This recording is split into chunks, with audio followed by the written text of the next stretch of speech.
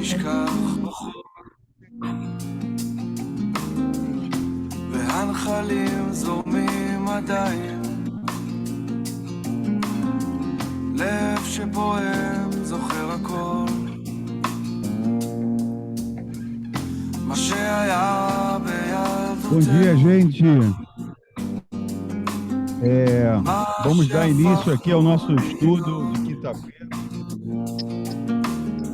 Deixa eu só desligar essa música um pouquinho. חזרה שלכת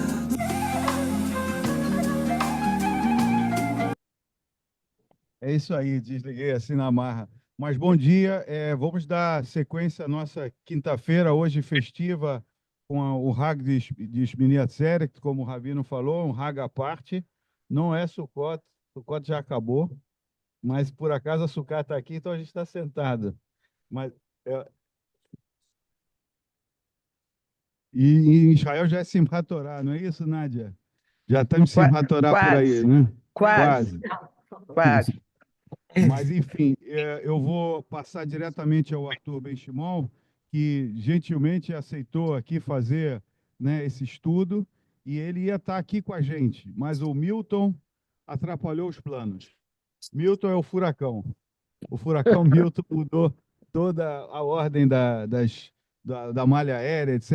Ele não pôde pegar o voo para chegar em tempo, mas ele falou, Vitor, vamos fazer pelo Zoom, e que seja também um ótimo estudo, e que seja assim o primeiro de vários, né, Ben-Shimon?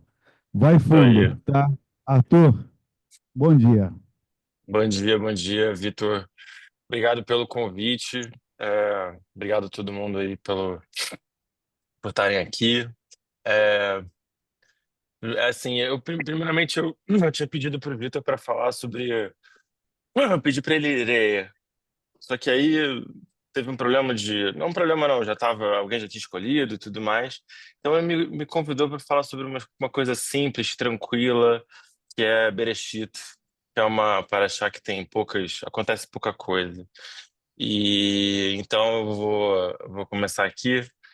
E eu pensei o seguinte: em 5 de julho de 1687, na Inglaterra, foi publicado o livro Philosophiae Naturalis Principia Mathematica de Isaac Newton, que revolucionou toda a ciência da época. Um de seus maiores feitos foi explicar as leis das órbitas planetárias que Kepler estabeleceu aproximadamente 80 anos antes. Kepler havia conseguido definir as expressões matemáticas que descreviam as órbitas dos corpos celestes, mas foi somente com Newton e sua ideia sobre a gravitação universal que essas descrições fizeram sentido dentro de um arcabouço teórico completo. Kepler sabia descrever as órbitas dos planetas do sistema solar.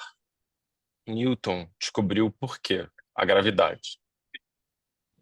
Utilizando-se dessas ideias, o matemático do Observatório Astronômico de Paris, Urbain Jean-Joseph Le Verrier, 159 anos depois, em 1846, a partir de medições da órbita do planeta observável Urano, previu que além da sua órbita haveria outro planeta. A órbita de Urano apresentava irregularidades que, aplicando as leis de Newton, só poderiam ser explicadas pela influência gravitacional de outro planeta. Outros astrônomos apontaram seus telescópios para onde Le Verrier tinha previsto e descobriram esse novo planeta. Hoje, em 2024, chamamos dele de Netuno. Utilizando do mesmo ferramental das ideias de Newton, Le Verrier percebeu que a órbita de Mercúrio sofria alterações violentas e, portanto, ali deveria existir outros corpos celestes e até um outro planeta influenciando essa órbita. Esse planeta recebeu o nome de Vulcano. Uma corrida, então, se iniciou para a descoberta do planeta, inclusive com observações fantasiosas, onde cientistas observavam pontos escuros passando pela frente do Sol, mas que não conseguiam ser detectados por terceiros. A busca por Vulcano seguiu até 1908, quando o diretor do Observatório de Lick definiu através de observações fotográficas feitas em 3 expedições diferentes durante eclipses solares que não havia um planeta entre Mercúrio e o Sol. O problema da existência de Vulcano e a problemática órbita de Mercúrio só foi definitivamente resolvida quando um primo nosso, em 1915, publicou um artigo chamado The Field Equations of Gravitation, que estabeleceu o que conhecemos hoje como a teoria da relatividade geral. As equações de Einstein descreviam que os corpos providos de massa distorciam o espaço-tempo e, portanto, pelo fato do Sol ser um objeto massivo e Mercúrio estar muito próximo dele, sua órbita desafiava as equações de Newton. Vulcano, que nunca tinha sido observado, que até então era um planeta hipótese, deixou a realidade, entrou para a história e viveu feliz para sempre na ficção. Em Bereshit, por onde começamos o nosso estudo anual, no primeiro capítulo do primeiro livro da nossa tradição, temos, além da criação do universo, a criação do humano. E no centro tensional desse conto, um artefato narrativo gigantesco, que é impossível ignorar, uma proibição. Deus estabelece que o humano não pode comer do fruto do conhecimento do bem e do mal. Já de começo, Deus cria uma pedra que ele mesmo não pode levantar. Ele terceiriza uma escolha ao humano sobre a qual ele não pode fazer nada a respeito, além de trazer consequências. E o que acontece? O experimento humano dá errado a primeira vez. A humanidade é expulsa do paraíso. Depois, dá errado a segunda vez. Caim assassina Abel. Somos divididos. Dá errado uma terceira vez. Deus traz o dilúvio. Em nenhum momento sequer, em nenhuma linha do texto, em nenhum ponto central da nossa tradição, há a sugestão que a divindade possa fazer as escolhas pelos humanos. Toda vez que um profeta traz a palavra divina, é puro patus dei. Deus tem um problema. Precisa que o povo faça A, precisa que o humano faça B, precisa que alguém vá falar com não sei quem, que não sei o que lá, que senão vem fogo do céu. Mas nunca, eu não me lembro em nenhum passuca que Deus assuma o controle da humanidade, que faça com que um ser humano se comporte como um autômato, um golem, e execute uma receita de bolo, que ande como um robô, como marionete. Há no humano, desde Bereshit, uma imagem divina, uma fagulha, um pequeno infinito diante do qual a divindade nada pode. Deus não pode fazer com que Adão não coma do fruto. Não pode desfazer a ofensa de Caim. Não pode fazer chuvar pela geração de Noé. Não pode se arrepender no lugar do povo de Nínive. Não pode libertar o povo judeu pelo faraó. O exemplo mais radical dessa ideia está no livro de Jó. É uma narrativa hiperbólica, maximalista, onde Deus maltrata o humano para deixar claro, certo e óbvio que, como nas palavras de Jung, o outro é uma pedra que não se move de acordo com a nossa vontade. Repito, o outro é uma pedra que não se move de acordo com a nossa vontade. É claro que existe muito mais mistério e paradoxo em Bereshit do que eu conseguiria descrever aqui hoje. Mas a repetição dessa ideia na nossa tradição me surpreende muito. Está por todos os lados. Não é porque já sabemos que não existe um planeta chamado Vulcano entre Mercúrio e o Sol que a ciência não nos ofereça mistérios. Um deles, que aprendi há algum tempo atrás, é mais ou menos assim. Pouco tempo depois do Big Bang, a densidade do universo deveria ter um valor muito específico. Caso contrário, ou o universo expandiria demais, causando a separação radical de toda a matéria, não formando estrelas ou planetas, ou contrairia demais, colapsando o universo inteiro. Os cientistas calculam que a sensibilidade desse valor seja de 1 vezes 10 elevado a menos 62. Repito, 1 vezes 10 elevado a menos 62. Um mínimo desvio desse valor causaria as catastróficas repercussões mencionadas anteriormente. Se esse número estivesse 0,000000000000001 diferente, ninguém aqui teria nascido, não estaríamos nesse grupo de estudos. Esse problema é conhecido como Flatness Problem e é um dos 3 principais problemas da nossa compreensão atual da física, que parecem indicar que o universo ou é afinado ao extremo para a nossa existência, ou que nossa compreensão atual sofre de um viés da mesma magnitude. Mas é isso aí. Podemos nos maravilhar com o mistério da criação, mas dado o tamanho do mistério, percebemos algumas atitudes. Abraão andava pelo deserto e viu um palácio em chamas. Perguntou: onde está o dono do palácio? E o dono do palácio veio e disse: eu sou o dono do palácio. Abraão pensou: talvez o mundo também seja um palácio em chamas. E o santo bendito seja veio e disse a Abraão: eu sou Deus, rei do universo.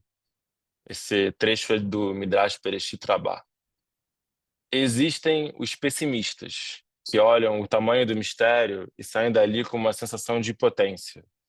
E daí 1000 problemas, mas não é o nosso foco hoje. Outros, intoxicados por uma ilusão de controle, se transformam em otimistas incorrigíveis. Estão por todos os lados. Seus planos estão sempre em curso e não abrem mão de 1 centímetro dos seus sonhos. Têm as ferramentas e quem não chega é porque não tem autocontrole. Diante dos problemas do mundo, dos seus mistérios, da sua maravilha, o nosso texto central nos oferece uma alternativa menos afetada. No livro Nature as Measure, Wes Jackson cita Schwartz e outros. Eu vou ler o original em inglês, depois eu vou traduzir. Optimism and pessimism are not arguments. They are opposite forms of the same surrender to simplicity. Relieved of the burden of complex options with complicated consequences, both optimists and pessimists carry on without caring about the consequences of their actions. Traduzo. Otimismo e pessimismo não são argumentos.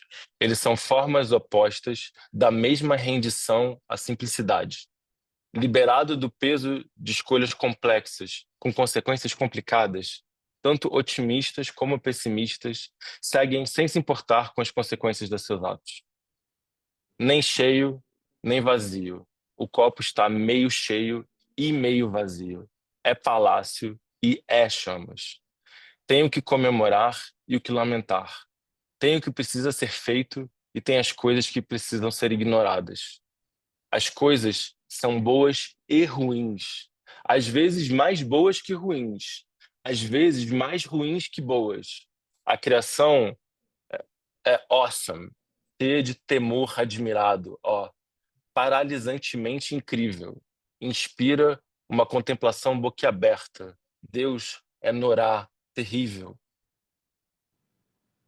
Nosso texto central, no primeiro livro, no primeiro capítulo, coloca no centro uma ideia que cada vez mais vivemos em negação, iludidos pelas maravilhosas consequências da nossa compreensão do universo. Aviões voam, campos verdejam, mandamos objetos no espaço, vencemos doenças, energia jorra da Terra, milhões de trabalhadores se dirigem disciplinadamente aos campos e às fábricas, etc, etc. Podemos dizer que a nossa geração passa a maior parte do tempo se relacionando com o mundo através de botões, controlando máquinas, telefones, computadores, carros, robôs. Apertamos um botão, chega a comida, apertamos outro, falamos com uma pessoa do outro lado do mundo, apertamos mais um e nos locomovemos a dezenas de quilômetros por hora, apertamos outro e decidimos quem será o nosso governante. Quantos botões cada um de nós apertou hoje? Mas há um tselem, uma imagem, dentro de cada um de nós que não é controlável nem pela entidade mais poderosa do universo. A alteridade é maravilhosa porque é incontrolável, porque é relacional. Obriga que entremos em relação com ela. Não há nada a fazer além de admirar, dialogar e se preocupar. Deus está cheio de amorosa preocupação com o humano. Qual o tamanho da nossa distopia para vivermos em uma ilusão de que é possível controlar? Esse é o planeta falso dos nossos tempos, nosso vulcano. Uma peça que criamos para que nosso quebra-cabeça fique completo. A peça que incluímos em nosso modelo de vida para sentirmos que estamos no centro. Não acreditamos em um planeta hipótese no nosso céu para nos dar a sensação de que nossa compreensão do mundo é completa, total, que tudo ocorre de acordo com uma lógica conhecida, previsível e, portanto, manipulável. Mas vivemos tão viciados nas instituições e mecanismos do nosso dia a dia que acabamos nos sentindo no controle e no centro do universo. Mas Bereshit diz o contrário, que o centro é difuso, que muda de pessoa para pessoa, que é relacional. Será possível superarmos a ilusão do autocontrole para o conhecimento da autorregulação? Será possível desistirmos finalmente de uma educação pela conformidade para uma educação pela influência? Migrarmos de um discurso público da vitória para uma linguagem do acordo? Imaginem quantos cânceres, quanto ansiolítico, quanta derrota nos pouparíamos. A Allahá é como Deus reza pelo humano. Existe uma característica bonita do verbo leit palel, rezar. Ele é reflexivo. Eu rezo e sou rezado ao mesmo tempo. Como abraçar, se refletir. Algo em nós que muda enquanto mudamos o universo durante a reza. Se pedimos refuah shlemah, se bendizemos quem entardece à tarde, algo acontece na gente. A avassaladora maioria das mitzvot não tem nem explicação, nem consequência. Se alguém pergunta para mim, Arthur, por que eu não como porco, eu digo, o macaco mandou. Existem interpretações, algumas muito bonitas, inclusive, mas não são explicações. Revelo que eu ajo de acordo com uma alteridade que nem controlo e nem tenho acesso. E não é lindo demais que seja dos dois lados? Em Bereshit, Deus cria o humano abrindo mão do controle. Não tem, capuf, acabou. Deus não aperta um botão e o homem faz o que ele quer. A Allahá, o pacto, não é uma imposição sobre toda a humanidade, mas uma generosa manifestação da esperança divina, do investimento divino na relação com o humano. Deus abre a boca no texto. Suas palavras não controlam, influenciam, sem deixar de estar claramente investido no projeto humano. Tem fúria, tem compaixão. São as nossas atitudes que podem lhe trazer alegria, que podem aliviar o seu patos. Quem são esses humanos? Quem é esse Deus? Se descobre nessa relação. Hag Sameach. Ai, meu Deus do céu. Olha, inspiradíssimo, eu não tenho palavras, assim, inspiradíssimo, que profundidade, que referências, enfim, que estudo que você fez, Arthur. Realmente, assim, eu acho que é unânime que as pessoas estão, né, muito inspirado. Muito obrigado mesmo de tirar de Bereshit, né, daquele Bereshit bara Elohim, tantas ideias e tantas situações, né? Eu acho que você já é profissional. Que isso? Vamos aqui. Não, muito bom mesmo, sem falsa, né, elogios, realmente muito bom. Obrigado. Vamos abrir aqui. Olha, uma coisa que eu gostei desse teu estudo, que eu falo para os meus filhos, que eu falo para quem eu posso, é assim, eu concordo que Deus se esforçou muito em criar as leis da física, as leis enfim, as leis básicas, mas o resto é com a gente, né?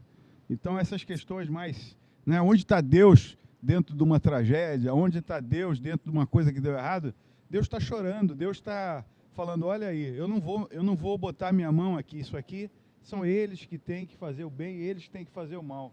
E numa hora que dá muito errado, Deus está chorando do lado da gente. E isso corroborou muito quando você coloca esse estudo. Eu toda hora me lembrava disso. Ricardo, quer fazer um comentário? Por favor. Chag Sameach para todos. Obrigado, Arthur. Muito, muito bonito. Acho que a ideia de conviver sem a capacidade de controle, ela é fundamental e muito judaica. Mas a gente não deve esquecer de que nós temos, como você sinalizou em relação a vários aspectos, né, um elemento dual sempre, né? A mesma falta, a nossa incapacidade de controle do outro não deveria ser uma incapacidade de controle próprio, né? O Talmud nos ensina que forte é aquele que é capaz de controlar os seus instintos. E, de uma forma geral, a gente muitas vezes tenta controlar o outro e não tenta controlar a si mesmo.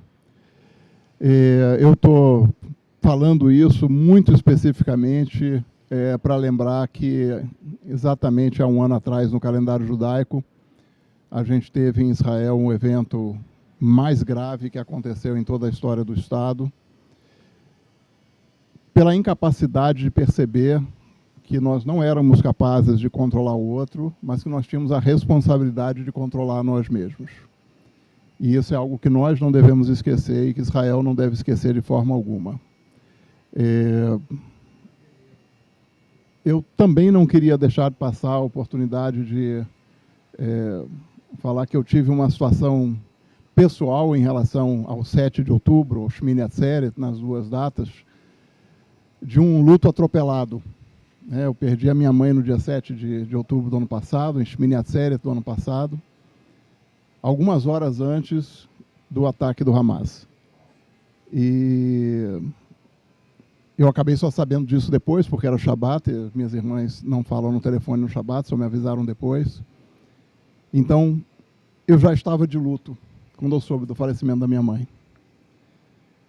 E todo esse ano tem sido um ano muito difícil e estranho, porque esse luto coletivo tem sido vivido de uma forma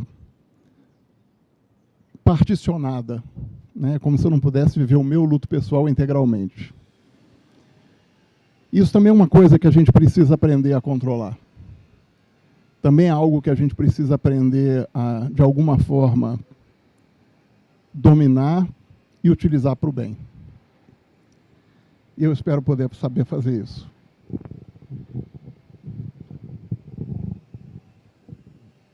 Quer falar prima para o primo? Bom, emocionados aqui. Mais alguém gostaria de falar, Benoliel, por favor? Eu só dizer que eu gostei muito da apresentação. Tem muito material para ficar pensando a respeito. Essa tua apresentação foi a primeira vez que eu ouvi alguma coisa parecida, original, sobre o Bereshit, que realmente não é fácil de ser comentado. Mas me impressionou muito. E o que eu gostei mais é que deixou muita coisa para a gente pensar. E eu acho que esse é o objetivo principal de qualquer discussão, é a gente aprender alguma coisa que nos dê material de pensamento. Obrigado. Vitor Dueck quer falar alguma coisa? Teu Ranir, não é isso? Puxa, então olha aí, da onde vem as formações. Não, fala aqui. Arthur, muito bacana, cara. Tudo bem? Tudo ótimo. Pena que você não está aqui com a gente. O Vitor Goldstein comentou que você ia estar, mas pelo Milton aí você não conseguiu estar. Mas muito bacana, muitas coisas para pensar, como o Benoliel falou. Eu ia até sugerir você mandar o texto para a gente, se você puder, porque tem muitos detalhes ali que eu acho que lendo a gente consegue refletir um pouco mais. Mas parabéns, cara. Parabéns. Valeu. Eu te vejo em breve. Vamos. Quer falar alguma coisa? Gostou desse estudo? Eu posso comentar o comentário do Ricardo? Claro, vai fundo. O Talmud, né, fala Gibora Kovesh Tetzaró, né? Tem o corajoso, o bravo, né? É o conquistador do seu impulso. Então, na frase tem uma tensão que é interessante, que assim, você tem um impulso, né? E você conquista ele, mas implica uma relação interna, né? Então, acho que no final o resultado a gente pode interpretar como controle, mas internamente a própria formulação deixa espaço, né? Você vai ter um impulso bom, um impulso ruim, um impulso para cima, um impulso para baixo. É, eu no quando a gente eu gosto de quando eu pensei um pouco nessa crítica, né? Porque o meu foco foi um foco mais porque o que acaba acontecendo é que a maioria do lugar comum, né, do senso comum hoje em dia, é que as instituições e o funcionamento do nosso dia a dia é tão previsível, é tão, né, daqui 4 anos tem eleição, todo final, sexta, sábado, domingo é fim de semana, né, você aperta um botão aqui, acontece um negócio ali, que a nossa influência é enorme, a gente tem muita influência, a gente tem muito poder, mas isso cria uma ilusão de que existe controle, mas no frigir dos ovos, né, é, no cantinho ali no final, esse controle não existe. E esse espaço que a gente tem que dar para os outros, que eu acho que é um respeito, assim, eu não. Porque a política virou esse lugar né, o verbo hoje em dia é lacração, né? Então, a política virou esse lugar da vitória. A política, a nossa maneira de resolver que árvore que vai ter na rua, qual é, né, a compensação justa pelo trabalho, virou um lugar de derrotados e vitoriosos. E cadê, né, não é um lugar que a gente combina as coisas, não é uma maneira de chegar em acordos. Então, acho que a gente pode refletir, né, porque se a gente está tão casado, talvez a gente esteja um pouco casado demais com esses funcionamentos, não, e acha que a gente está deixando de dar espaço, né? Está deixando de, às vezes, assim, até para um inimigo, na verdade, assim, para uma pessoa, para um adversário, falar assim, tá bom, ele não vai mudar, tá bom, eu não vou convencer, tá bom, ele vai seguir dessa forma. Qual é o mínimo denominador comum aqui para todo mundo, né, ter o mínimo de dor de cabeça possível? Acho que mais ou menos por aí que eu estou pensando.